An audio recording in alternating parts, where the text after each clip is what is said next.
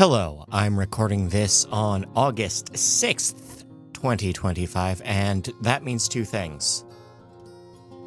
Ozzy Osbourne passed recently, and I'm not bringing that up because he was the Prince of Darkness, but because he had a form of Parkinson's that had a very strong circadian component into how the symptoms manifested. And since his death, a lot of at least two columnists have brought up sort of his behavior late in life as a component of how he suffered. And don't fucking do that. This show has turned me into a health reporter, and one of the most toxic, noxious, terrible things about writing and reading about health in North America is this persistent and pernicious belief that health is somehow the product of virtue, that you can act in such a way that you deserve your illness or you deserve not to recover. And that's terrible. We shouldn't do this to people who are suffering. We shouldn't make them prove their worth to heal, even if they're working against recovery. Even then, we shouldn't do that. Anyway, rip to a real one. Let's get off this crazy train and onto the news, because this is the Darkness News Update, brought to you by the National Association of Innovative Lighting Distributors, soon to be home of the first of class Darkness Restoration 1, the first the first training program for lighting professionals that will conserve darkness, that will restore darkness. This is the best thing we've done. This is the most important thing we've done, and I'm glad to be part of it. I hope that you will find a way to support that or spread the word. But let's talk about the news. The Design Lights Consortium is seeking feedback on their second draft of their Luna 2 categorization. This would be a certification for fixtures that are ostensibly light pollution mitigating or turtle safe. They've got a couple of options going now. I'm going to the webinar in like half an hour. Gotta record fast, sorry. But right now, this whole thing is looking for more public input before they go into final revisions. You have until September 5th to look it over and have your say. UC Davis relaxes with colored lighting. Their color lab has released a new study that does confirm that just rich amber lighting. We're talking red. We're not talking about 18K here, 1800K. We're talking about red lights. They help you with your stress recovery, you personally and other people, according to the study. Your circadian rhythm will change during heat waves. Specifically, compensation for circadian disruption and synchronization periods, that time changes as it gets hotter. If you eat late, you will reduce your insulin sensitivity. This is a study of 92 twins, half of which started eating dinner later in the day, and they saw their insulin sensitivity drop. Alan has been linked with poor cholesterol. This is a study from China that shows that low-density lipoprotein in intercranial artery atherosclerotic stenosis patients. Wow, I think I did that. Thanks. Sorry if I didn't do that right. Changes more as outdoor light pollution affects their sleep, which is a risk factor for stroke. Light pollution has been correlated with poor sleep and other lifestyle issues. This is a preprint study, so grain of salt, that links with Alan with depression diagnoses, smoking rates, binge drinking patterns, a lot of things. The Martial Arts Academy of Wuhan Sports University has found 2,600 adults with circadian syndrome and actually was able to correlate that with their body roundness index, which is a newer measure for obesity, which is to say that Yeah, if you already have circadian syndrome, you are more likely, probably, to develop weight issues. Sleep quality has been linked with Alzheimer's risks. This is a 13-year study of 270 people that found reductions in slow wave sleep came with links to a number of Alzheimer's related risks. Mississippi State University has released the findings of their Sleep Education for Everyone program, which was a new education program that helped a number of people try to improve their sleep. And they found that the way they were approaching it did improve their older participants, but did not reach their younger participants. So they're going to have to rephrase that for the youngins. I guess I'm an olden now. I have to deal with that. Romania has completed a large-scale multi-factor sleep study, and it turns out it's complicated, folks. It's complicated. That's what they found, is that they found a number of factors. Screens were not as big an impact as they expected. Health actually makes the sleep worse. So we're seeing that doom spiral factor again, where if your health is bad, you sleep poorly, and that makes your health worse. Also, they pointed out that sleeping with your pets is probably a bad idea. A study from the Institute of Nutrition and Translational Research in Metabolism at the Maastricht University Medical Center in the Netherlands has found that sex, biological sex, is not a factor in sleep change, in how sleep changes in sleep affect your appetite. This is because they studied 8 people, which is it's funny how if you only study 8 people, you won't get a good data trend. Moving on. Light reflected off of solar panels confuses wildlife. This is a study from Murdoch U in Australia, and they found that large groups of panels, say your solar farms, reflect light in a way that looks similar to water from above, so that migratory birds are thinking they're lakes and that they can stop there on their migration as opposed to the lakes they would have stopped at otherwise. Also, this same reflection attracts bugs and their predators, which does include the migratory birds I just mentioned, but they might not be getting water that way. There's already a solar farm in Nevada that has redesigned their space, not to get rid of any panels, but just redesigned how wildlife can access the farm in terms of fencing and plant life in there as a part of a conservation effort, which is great. It's great. Allen harms insectivorous bats. So the little bentwing bat and the white-striped free-tailed bat are just don't do that well when in well-lit areas. Even as more insects find themselves attracted to the light, they just aren't able to really overcome their particular issues to enjoy the feast, the buffet, the bug buffet, as it were. So the study recommends cutting lighting in rural areas to help that in their habitats. Dim light during pregnancy changes rat behavior. And I mean the offspring, so that pregnant rats were exposed to dim light at night, and then their offspring behaved differently than the offspring of rats that were not raised under dim light. Specifically, the males were more likely to show signs of depression, while females were less risk-averse. Light pollution also changes bird behavior. We have a study that took a set of zebra finches and kept them in small groups, social groups, and another group and the other half were all kept alone. And that the small group ones were exposed to Allen, and they became more active, whereas the individualized zebra finches were just didn't know what to do. They were, they also showed signs of depression in as far as you can measure depression in birds. Light pollution stresses out abalone.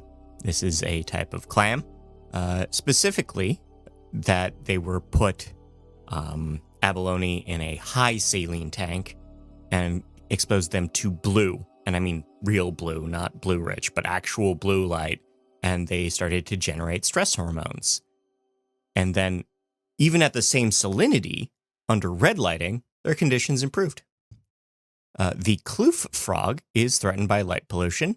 This is based on camera observations of their natural habitat, and they are changing how they seek out food under light pollution. Circadian rhythm has been linked with disease and stress in dairy calves. What the research shows is that well-rested cows do grow up healthier, and the paper is calling for more individual care in this situation. Light at night has been linked with pet dogs' shedding habits. The shedding response is seasonal, and one of the ways dogs determine season is the amount of light during the day. So that if you extend the amount of light they get during a day, they will shed more, or the period of shedding will extend. Not my dog. My dog only has 2 shedding periods. The first one starts in January and goes till July, and the second one picks up in August and goes till December. She is cute, though. Thailand has added 16 spots to their National Registry of Dark Sky Conservation Spaces. This is part of a new summer program that is encouraging nighttime camping, hiking, other astrotourism activities. Liberty Hill, Texas has been recognized by Dark Sky International with 5 years of work to switch all their lighting out. In that same period, their population tripled. They're a town not too far from the Austin Metro, so we are seeing that the suburbs can actually manage this, is what I'm saying. In Champaign, Illinois, a pickleball court, specifically the Centennial Park Complex, is recognized by Dark Sky International under their sports field program, as has Bowdoin College in Maine. They're in Brunswick, Maine. Previously, their sports fields were all running off of temporary diesel-powered lighting rigs. They put in permanent stuff. Again, dark sky friendly, per the terms of Dark Sky International. And I think the sports field program that they run doesn't get enough credit. Like, compared to all the other ones they offer, this one is really about saying, like, no, we can have a bright environment in a limited space around other people and still be respectful and responsible. And that's really great. We need more things that acknowledge good, not just exceptional, not just going out to the woods and saying, okay, great, this place in the woods doesn't have any lighting, therefore it gets our seal of approval. This is somewhere where people have to interact with it, and it's still good, and it's still recognized. That's important. A federal judge has dismissed the lawsuit against a proposed LDS temple in Heber County, Utah. We've been following this for a while. This is probably the end of the story. Construction will go ahead, per court order now, but it is worth noting that the temple is actually going to dim the lighting and warm it up, and hell, they might even put timers on it. I think we got what we wanted here. In Connecticut, Leo Smith is suing the state courts over lighting violations. In Connecticut, all state-run facilities must limit non-essential lighting from 11 p.m. till 6 a.m., but the courthouses haven't been. So this one man is lawyering up. We should talk to him, shouldn't we? We should talk to him, but no, he's trying to get that change happening.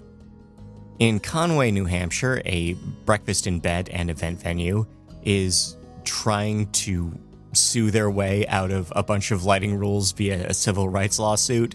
The Cranmore Mountain Lodge is now claiming that new rules from the town are actually interfering with their business.